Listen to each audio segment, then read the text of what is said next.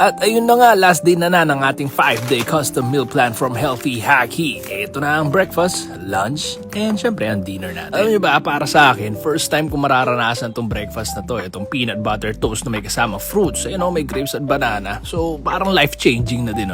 Tamang kain lang, tapos sahog-sahog ka ng saging at saka grapes. So, naligo ako dyan, mag-gym ako, kaya di ko lang pinalitan damit ko kahapon. Hey, so syempre, ayun na nga, nasa gym na nga ako. Titry na natin itong chicken a la pobre.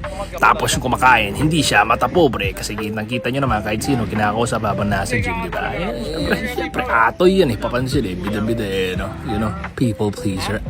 Lamon, sige, kwento kahit sino, kausapin mo habang kumakain kami, tawa pa, alam mo, talagang natutuwa. Tapos biglang may manghihingi na pagkain, mababawasan nga Tapos biglang may nagchuchu, tignan mo. Sayang yung nahulog, macros din yun Katapos makitambay at magpahinga, diretso tayo ngayong gabi dito sa activity na ginagawa ng mga tropa ko na ayaw kong salihan kasi ma-pride ako. Tapos dito ko babanatan itong beef stroganoff.